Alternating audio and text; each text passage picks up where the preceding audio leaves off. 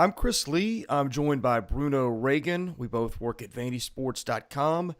Vanderbilt has fallen to Ole Miss 31-17. Clark Lea's press conference is over, and now it's time to rewind what happened tonight in Oxford. Bruno, let's just start with your thoughts, please.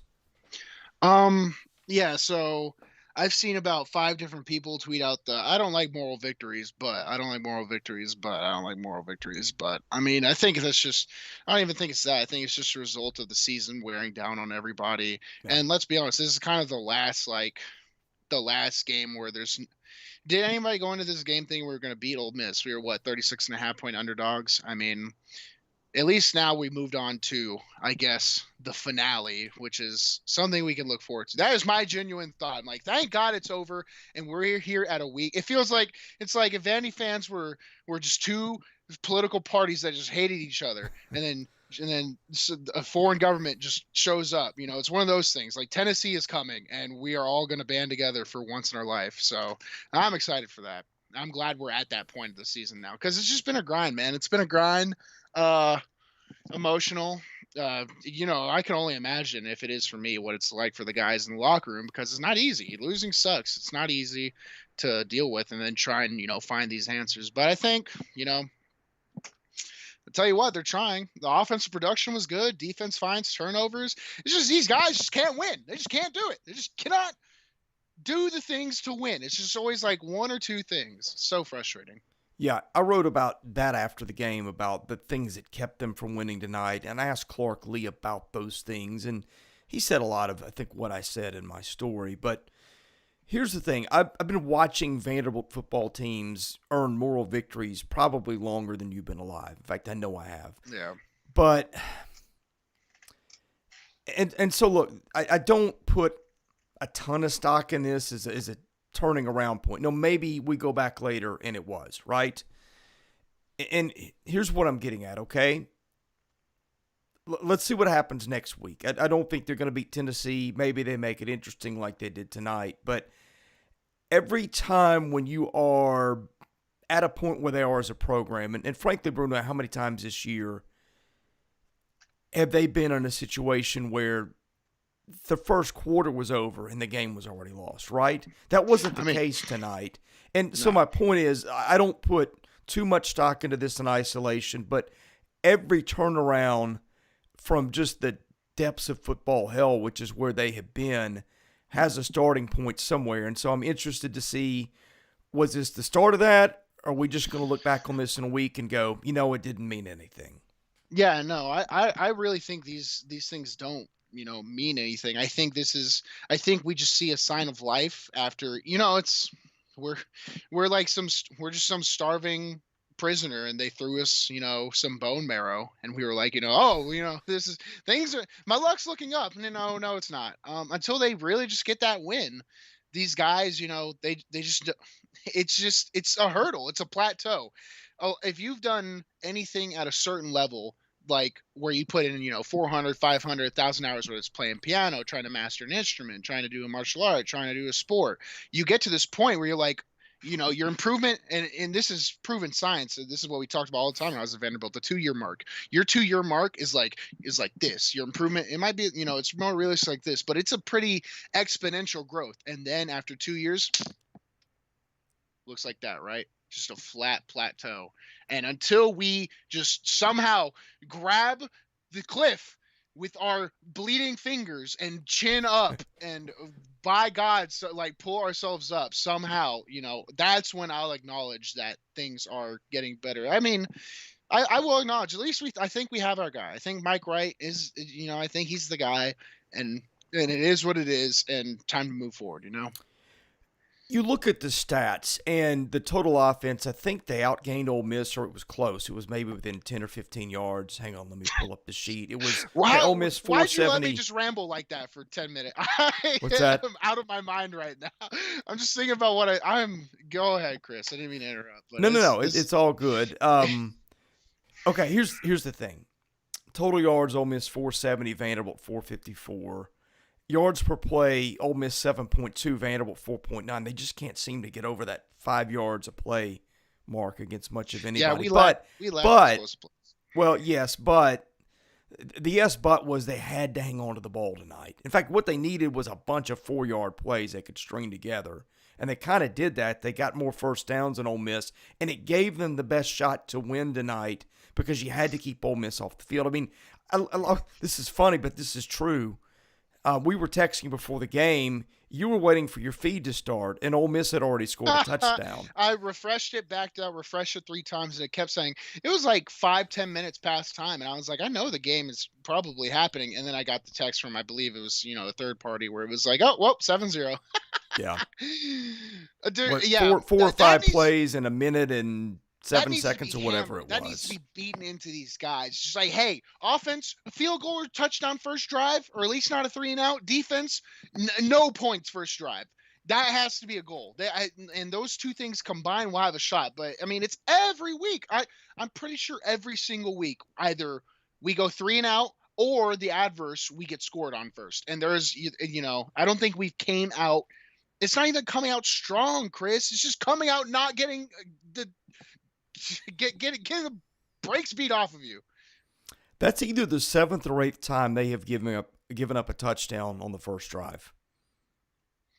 I think it's either 7 touchdowns and a field goal or 8 touchdowns and a field goal. I think it's 8 and a field goal. Heck, maybe it's 9 and a field goal for all I know, but I think it's at least 8. That's incredible. That has to change. I mean, it is incredible. It's extremely tough to bounce back from these type of things. You're gonna. I mean, that was something my teams struggled with. We always come from behind. Our Tennessee win, except for the one my senior year, where come from behind 21. Ole Miss win, come from behind from 10. Come from behind. So it's not a place you want to be if you want to make that hump to a good team. A winning record team. That's there's so many things that you could pinpoint and just say, like, I think it's just, frankly, not a good football team. So because of this one core issue, there's a million things we could list. And, we talk about the top 75%, and we're starting to, fish for the content to talk about the bottom 25. I mean, it's kind of where we're at right now. Yeah, the stats look okay. Rocco Griffin is running efficient, but there were a lot of issues on the O-line. There not a lot, but there were some clear issues. And when it's clearly noticeable like that, it's not a good thing. It's typically critical assignment errors and critical errors. It's two things you just can't have, and those are just things I was seeing on the offensive side of the ball. Rocco runs hard. He runs very hard. I think he's a great player. I think, that's all I'll say about that. Back's job is, the good thing about being a running back is typically in most offenses, it's catered to you. Like in most run plays, we always say odd number or even number, and that designates which direction the play is going. Well, for pass plays, the offensive line, 5 guys have to completely flip it so that the running back gets the easier mental part of the game, right? That's just how the running back is tailored in an offense. And I think Rocco has done his part for the most part. I mean, I'm seeing him picking up blitzes off the edge, playing well in the passing game, playing well in the running game. So that's doing good. Mike Wright, the arm, man, I mean, you want this guy to just be complete right now, but he's not. I mean, there's got to be a little bit of there's got to be add more. I think a guy like Kyle Shermer had to take weight off. We got to put a little bit of more mustard on Mike Wright. Add some, just, he doesn't need to hit these bombs perfectly. He doesn't need to drop dimes in the bucket. He just needs to. He throws with all of his might. If he can just fit it in a window in front of his receivers, he'll be killer. It would be very, very serviceable.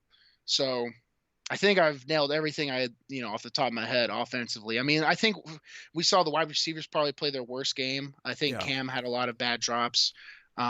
Chris had 3 balls hit him in the hands tonight that he dropped. I don't think he's had that his entire career. Now, I'm not saying he should have caught them, but when Cam Johnson does it, it's noticeable. Well, the typical rule of thumb is if it hits if it hits your hands, you should have caught it, right? At least that's what they say in the NFL and pro football levels. So it is what it is. I mean, a guy like Cam knows what the job is and what he needs to do. So, hopefully if you got one more game, I guess, to figure it out too. Tonight I noticed, I think it was in the second quarter, they yanked Hernandez, who had a couple of pre-snap penalties, I think, at least one at a really bad time. And I'm going to let you answer this because I'm losing my voice and I need some water, and I didn't see this coming on. Hey, I've been there. There was that. They also pulled him for Ward, and I think it was the second quarter. And they also yanked Clemens for Jason Brooks about the same time. What did you notice with what was going on with all that? I'm going to go get a drink of water and be No, yeah, right I'll back. carry it. I'll Yeah. carry it. All right, everybody. So I got text messages where it was like, hey, the offensive line is playing pretty good tonight. Well, not necessarily. I just think the issues they had weren't so blatant. I think Steen matched up okay with the big homie on the edge they were talking up. I thought he played pretty well against him. You're not going to win every single rep against the big dogs. I mean, even Justin School couldn't let Derek Barnett get away without getting one. So I think on the tackles part of the side they did okay, but the pre-snap issues, man, I get it. It is so frustrating. Because as a center, you have to do so much. You have to identify where the DBs are. You have to identify where the linebackers are. You have to identify their shifts, their motions, their alignments to pick up certain tendencies on blitz. I mean, even if their toes are behind the other linebackers' heels, that is a clear indication for a cross dog blitz or something like that. And you have to keep an eye on all these things. And your head is working like a 4-core processor. And then all of a sudden, it comes to snap the ball and you're like, oh my God, what was the snap count? I've been there before. Man, it sucks. And it is an unexcusable thing. So I get why, sometimes you get pulled for these sort of critical errors. As far as the guards go, Cole's got to be a leader on that front. And the biggest issue I saw was they would highlight a lot of the run plays where the Ole Miss defense was doing well. And the reason the Ole Miss defense was doing well was because there would be a center guard combo on the front and the backside. All right. They have different names for the front and the backside, but let's just call it, for the sake of argument, all guard and center combos, we'll call them GAC blocks, GAC, guard and center. And every single time the guard would try to pass it to the center, and then the center would try to swim over the guy, and they would both be blocking the same linebacker. And now the D lineman's in the backfield, and that forces Rocco to cut backside. So what could have been an 8-yard play is now a fight for a 1-yard play. And that happened more than once this game. So that's the stuff that is absolutely unacceptable. Mental errors are unacceptable no matter what. Typically, if you're a guy a senior to Cole Clemens or myself, I mean, you saw me snap it between my legs like it was when we played against Kentucky, I think it was my junior or senior year, I snapped it like it was under center when it was in the gun. And if you're a tenured guy, a guy they trust, they'll let you get away with that. But Julian's, he's still a guy on the up and come up. So you have to earn your stripes. And that's them setting the tone for the precedent. Like, hey, even though, you might be able to have an excuse, we're not going to give you it. You're going to have to earn your keep just like everybody else. And I think that's something a lot of people like out of the offensive line coach right now. I'm blanking on his name right now. Starts with a B, but a lot of people really like what he's doing down there. Yeah, they still can't pass block for anything. No, the run blocking, I thought they opened some lanes tonight. I thought Steen matched up okay with their big dog they had. That's true. Sam Williams led the SEC in sacks. Sam Williams is going to be an NFL player, probably a second-day pick. Yeah, so I look and silly. I think they were leading the league in sacks 2 weeks ago. I don't know if they still are. I think they are, because I want to say they were leading the league in sacks, and then they got 9 against Liberty. But anyway, Yeah. that's a defense that the numbers aren't good, but they can get after you in the pass rush. Yeah, so I got, maybe I didn't catch a lot of flack for it, but it's something I think I was expecting, where I was talking up Tyler Steen because he has everything there, right? But whether it was one issue or another, I think he had a lot of penalties early on in the season. I mean, even in the spring, they were kind of shifting him to guard and trying to make anything work. But that's a clear indication that it wasn't working. For the most part, he goes out there and he plays with a mean streak, man. He definitely has to work on the mental side of the game if he ever wants to prolong his football career. But he'll get that shot. He's just that talented of a player. I think tonight showed it, where he can mess up in a lot of areas, but just recover because he's a naturally gifted player. That's no slouch he played against, and he played well. So, score. I'll give myself a quarter of a point for talking up Tyler, because I know he could be a great player. Just like I know a lot of those offensive line, man, when you're losing, the offensive line could grade 100%, but if your team loses, the offensive line is, they're not going to get any credit, and that's the way it is, and that's the way it should be, really. Not saying the guys played perfect tonight. They played far from perfect, but they're not playing terrible. The offensive line has progressively gotten better, but they did come out extremely flat at the beginning of the season. That affected a lot of the stuff with what we talk about. It might have affected Ken and the way he fundamentally, approached the game. Yeah, I just think we've got a question about whether Wright did enough to be the starter. I just think right now he has to be. And maybe next year that's different. And let's not forget, this time last year, Ken Seals was looking really good and Yeah. looked like their quarterback of the future. I, Ken has not played well, but they can't pass block right now. Wright can do some things because he can escape a little bit and keep some plays alive that Ken just can't out of natural ability. But I mean, look, Mike's the starter next week unless he's hurt. I don't see any My way starter around next it. week, and he'll walk in and he'll be the starter in spring camp, and Yep. he'll be the guy for now. For every game where it's kind of a iffy game, he has another game where he single-handedly brings the energy. I mean, that's a huge thing is he brings the energy. Like a lot, like when the team was losing to ETSU, they're just standing there and they're like they're I know you can't see me, but they're like this. Look at my arm. They're just stone cold. I mean, they're like this. I mean, they're just not. There's just no emotion or energy, and I've seen it before. I've been there. I've been the problem. Alabama, everyone's just sitting there like, and that's what it feels like a lot of times. Cue Mike Wright coming in, and he's just going berserk. This kid has something in his blood, whether it's a substance or whatever, or maybe just the wrath of God. He comes in with energy, and the fans notice it because it's just unexplainable quality too. It's it's easy to get behind the guy, so. the and props to him, he never stopped working. All he Yeah. had to hear the past year and a half, Ken's the guy. Ken's the guy. Ken set these records. Ken's gonna do this. He never transferred. He never did anything. He kept his leadership role and just kept chipping away. I mean, that speaks volumes of the character of the man. And the guys will go to bat for him. We've got a question about Rocco Griffin.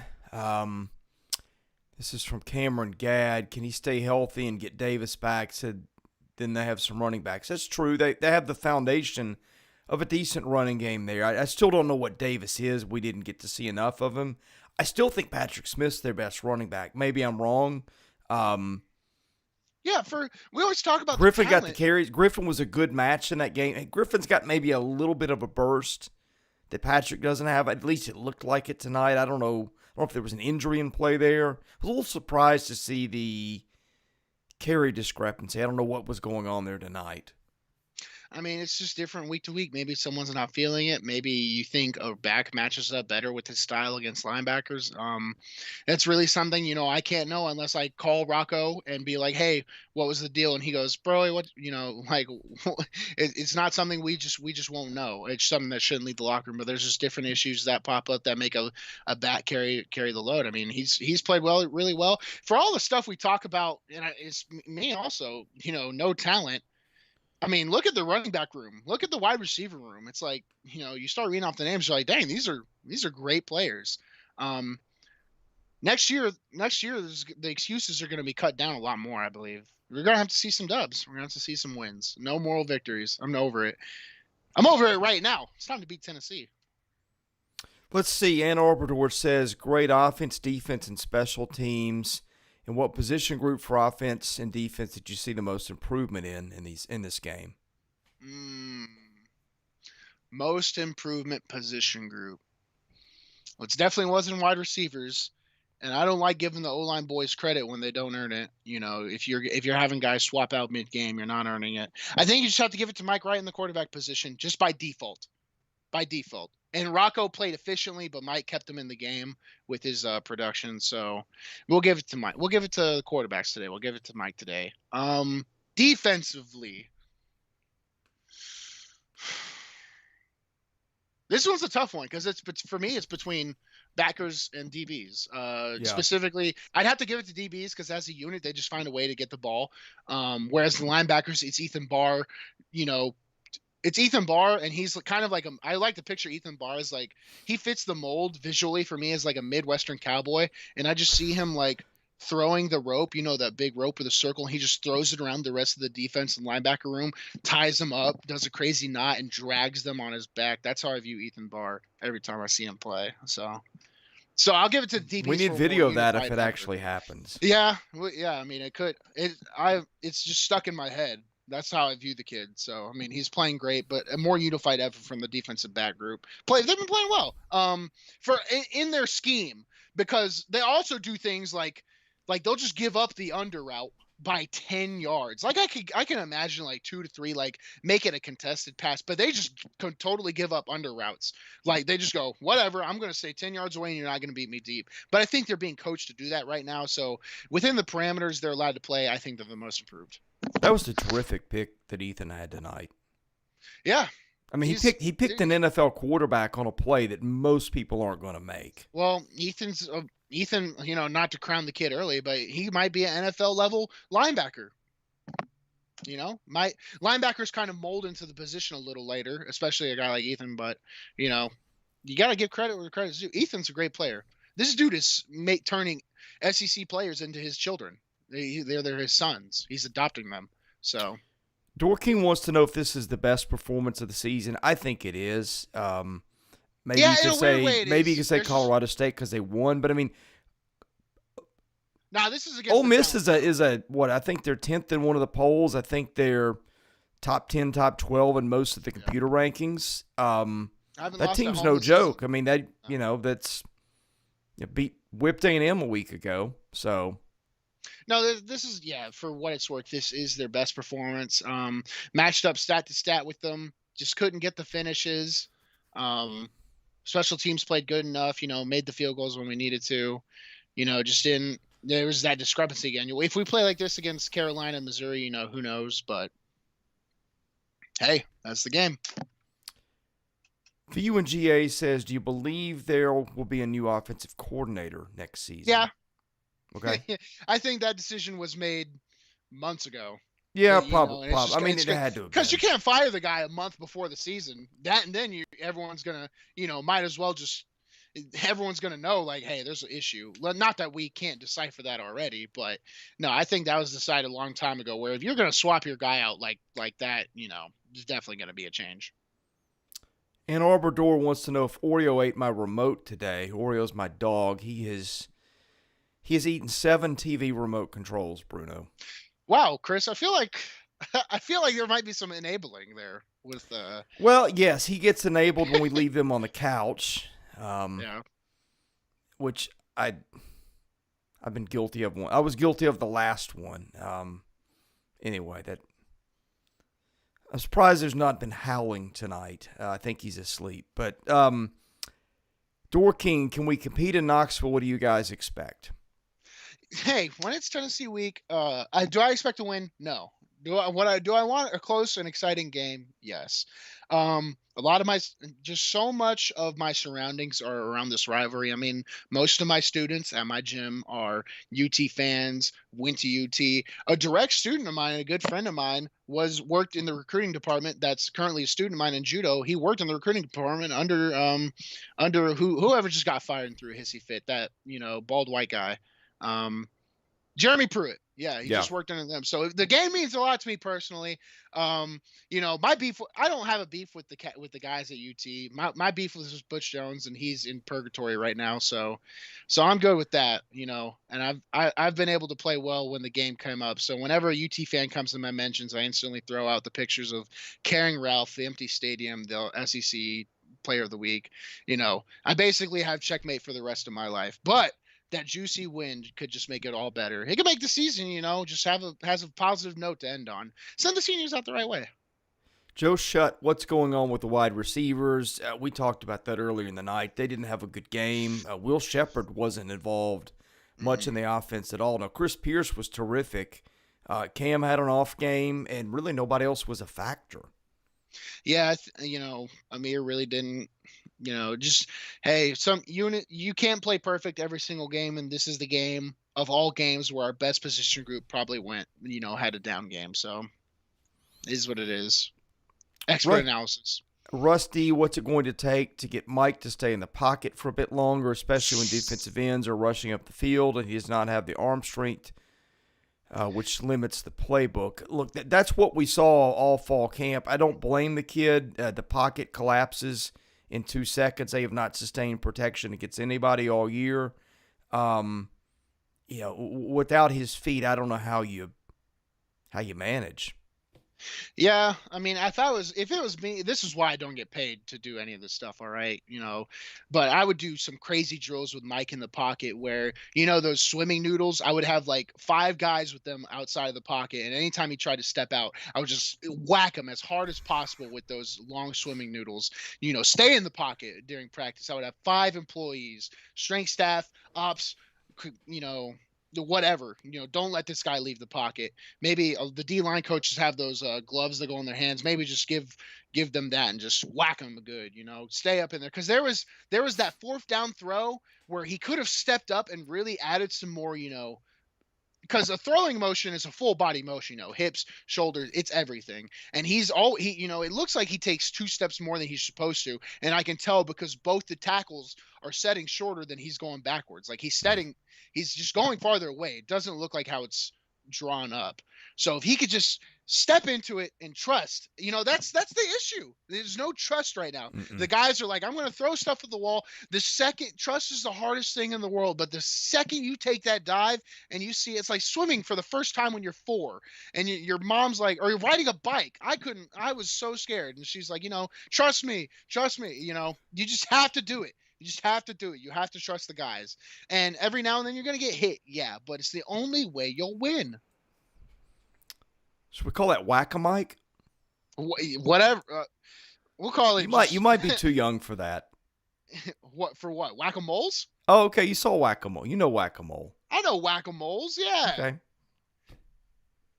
Fun game. Yeah, it is. Let's see. What's next? Will Barton readdress his belief of the transfer portal? Seals will be gone before Christmas. I don't know about that. VU needs a competent quarterback on the roster. Seems unrealistic to go into next season with Wright and freshmen. Will they adjust their philosophies? Look, Clark Lee made that statement before the season. He addressed it a few games in. Well, I think there's 10 transfers that can help them. I think he'd take 10 transfers who could help him at this point. Maybe I'm wrong, but you have to. There's a reason, and he is right in certain regards where there is a reason people are in the transfer portal. I mean, we took that tackle from West Virginia, not to come out here and say like he's useless or anything, but a lot of the times it's just not as game changing as people think it is. We're not going to find the answers in the portal.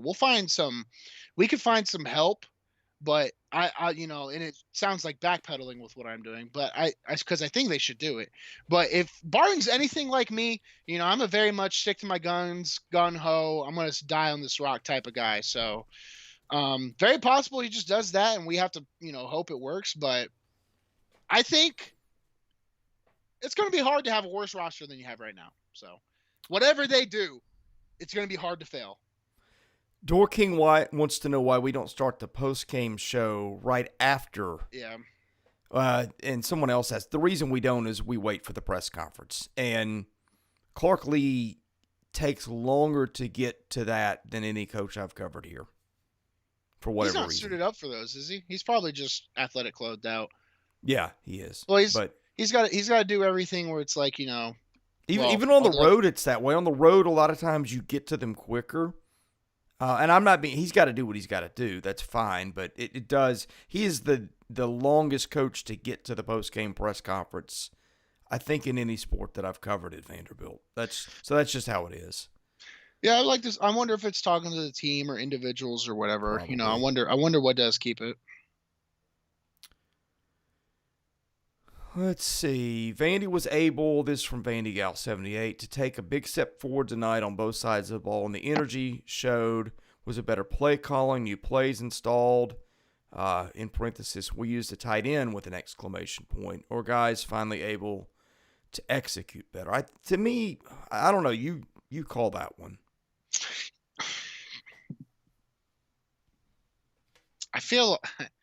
I don't feel like they're I don't know. It just doesn't seem. I think the quarterback position is so important. It just wasn't being executed good enough to the point where, not to say everyone else was, perfect, but I think we saw Mike step up, and when Mike stepped up, the offense looked better. I think that was, I think that was just it. As simple as that. Because I did see I see the linemen making a lot of the same mistakes, and I see the wide receivers actually had a down game. But when Mike plays better, it's almost as if the quarterback's the most important position on the field. And it's one guy, and it's a lot to put on one guy. But that's why you get paid the big bucks. Or if you're in college, you really don't get anything for it. But my adoration. So. Papa Hick 4VU, why oh why does Clark Lee continue to use the rugby punt when the results don't merit using it, especially since your punter can kick the ball deep with good handling? Hey, beats me. That's one thing that I don't get. I always viewed it as indicative of his coverage team. He must really not trust his coverage team. That's the only explanation. That cost him a score tonight almost. I mean, That sequence at the end of the first half really cost him the ball game. Because they did the normal punts in the first few games, right? And I mean, he sends that punt to Mars. Elon Musk is back there like, we got to get this kid's leg at SpaceX right now. We have to dissect it and research it. The kid has an absolute rocket, Yeah, I don't know. That's probably the most blind-blowing question we have. I wish we had an answer. Has anyone asked Clark in the press conferences? They had to have. I asked him, and he said it's related to rush. They didn't feel like they could protect well enough. That sucks. They had, one blocked this year? Yeah. I don't remember if it was a rugby style or I think it was a straight up. Well, you couldn't tell because I can't tell how it is when it comes off the foot. I think it was going to be a rugby because it was a more recent game after they started doing the rugbies. So. Well, the funny thing is, of all the assistants on this staff, their special coach, I'd say, is hands down. Their special teams coach is hands down the most respected one, I think, in the coaching world. So. Hey. Let me see if we've got anything else in the war room. We've got a couple more in the chat. Nash Native 615, how much input does Clark have on offensive scheme? Does he let that side of the staff handle it, or is he heavily involved? If he changes the offensive coordinator, does he look for a head coach of the same offensive type? I don't know the answer to that. Do you? Every coach is different. Your coach meddled, didn't he? On the defense, he very clearly meddled. With the offense, never. And when he did it, he would come into the offensive rooms and talk to us, but we knew it was kind of like a de facto thing. Like whenever Coach Mason would come in the offensive line room, sit down, and basically take over. He would start talking, and when he's talking, no one else talks, even the O-line coach, right?